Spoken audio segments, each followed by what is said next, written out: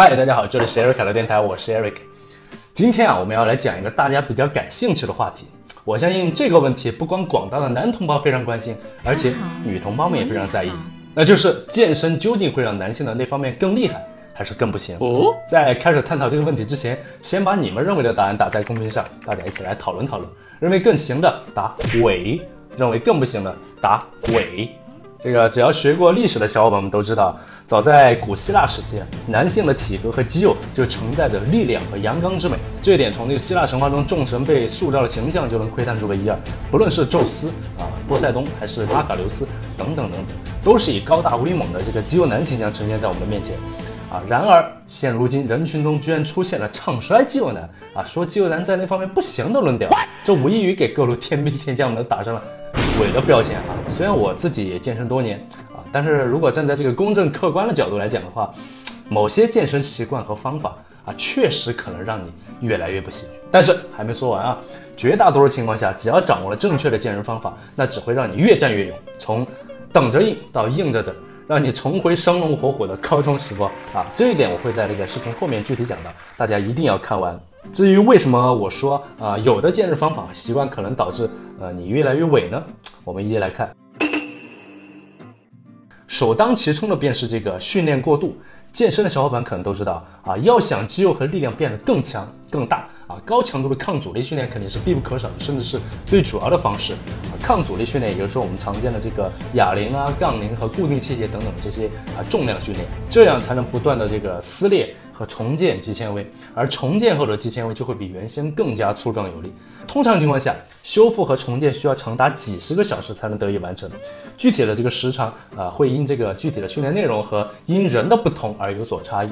但如果我们长期让身体在还未恢复到正常水平的情况下，就又开始了下一段艰苦的训练，长此以往的话，就容易让自己陷入过度训练的泥潭。然后处于这个过度训练状态下的身体会产生诸多这个负面的影响，比如说疲惫运动水平不断下滑，肌肉量不降反升不升反降精神状态不佳，以及性欲下降等等情况。所以有的时候看似在健身房练得热血澎湃，回到家却怎么样都提不起兴致，也就不难理解了。这样一来，不懂的人当然就产生了越练越不行的错觉。原因之二就是这个长期低碳低脂的饮食。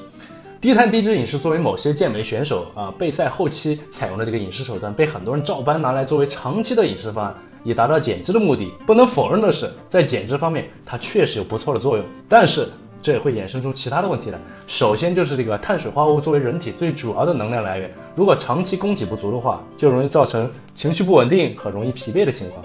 而优质脂肪作为很多重要激素的合成原料，比如说雄性激素，摄入不足的话就会导致雄激素水平的下降。而雄激素的一大作用便是维持欲望，如果它都分泌不足了，欲望下降也就不奇怪了。原因之三，体脂率过低。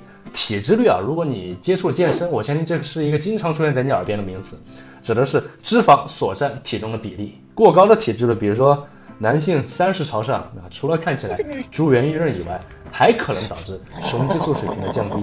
而相反的有些人为了追求这个极致的肌肉美感，会将体脂率下降到不可思议的程度，比如接近健美运动员比赛时期的水平如果长期保持如此低的体脂率，虽然看起来非常硬核但是会面临跟过高体脂率同样的问题，就是雄激素水平的下降。比如之前一篇关于这个临近比赛前自然健美运动员体内睾酮水平的研究，发现他们的体内睾酮从备赛初期的平均值922骤降到了227个单位左右。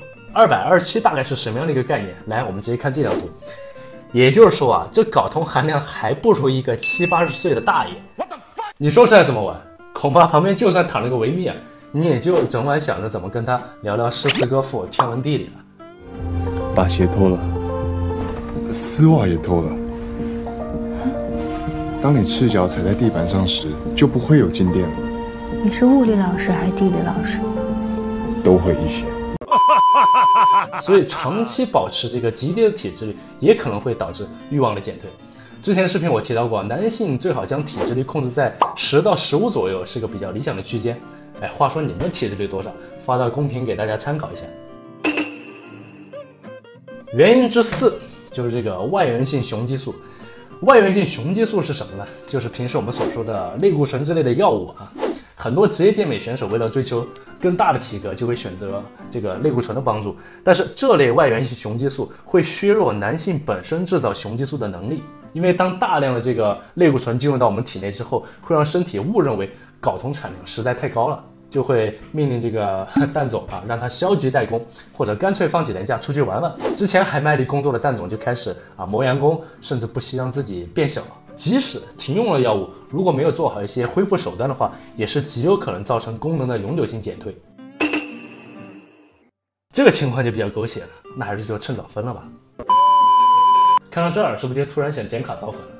先别着急，只要我们在健身过程中合理避开了上述雷区的话，比如说避免长期进行低碳低脂的饮食，适当调整休息时间和训练强度避免过度训练，不要追求长期保持在8%以下的体脂率，以及远离类固醇等药物等等等等。只要规避了这些问题，健身带给我们的更多是好处，当然对于那方面嘛，也是显著的增强。Great. So I pick you up 8 o'clock? 怎么说呢？首先是体能长期健身的男性有更充沛的体能。如果敌我双方陷入这个拉锯战你就丝毫不用惧怕提前缴械投降这种情况的发生。其二，强大的心肺功能，良好的肺部可以提供更好的气体交换能力为身体长时间的运动提供足够的养分，而强壮的心脏意味着更强的泵血功能具体的作用请自行脑补。其三，经常训练核心可以增强这个腰腹部的力量和肌耐力。而腰腹部作为这个核心作战区域重要性不言而喻。良好的核心不至于让你在扭几下就腰酸背痛腿抽筋。其次经常健身的男性可以在释放压力的同时分泌更多的让人感觉快乐的多巴胺内啡肽等物质，而轻松愉悦的心情呢，会更容易产生那方面的兴致。其五，良好的身体素质和体格能让雄性动物拥有更强的自信。而自信对于那方面的活动能起到积极的心理暗示作用。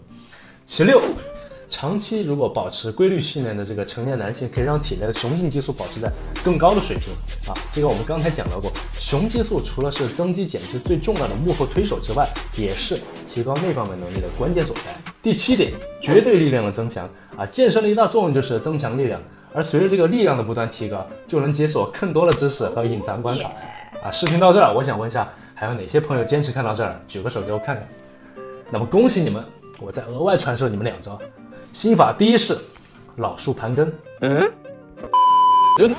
心法第一式，勤练腿。针对臀腿部肌肉的抗阻力训练，能显著提高训练后一段时间的这个雄激素水平其次，由于臀腿部肌肉是人体体积最大和力量最强的2个肌群，储血量也是惊人的，号称第2个心脏健壮的臀腿可以在收缩的过程中带动更多的血液流动，增强核心区域的血液循环。心法第2式，强化 PC 肌。PC 肌在哪儿呢？由于这个位置过于尴尬，想深入了解的朋友请移步谷歌或者度娘。PC 肌对于男性那方面的辅助作用是功不可没的，所以对于 PC 肌的训练也可以纳入到我们的训练章程中。不过呢，它的训练方法很简单，也很隐私，你只需要找到提纲的感觉，然后反复进行这个动作即可。如果你不知道该动哪一块肌肉，没关系，你就在虚虚的时候突然停住。对了，就是这块肌肉，多进行几次 PC 肌即可得以强化。好了，视频最后祝各位肌肉越来越大，能力越来越顶，别忘了投币、点赞、分享。谢谢各位的观看，这里是 Eric 卡的电台，我是 Eric，咱们下期见。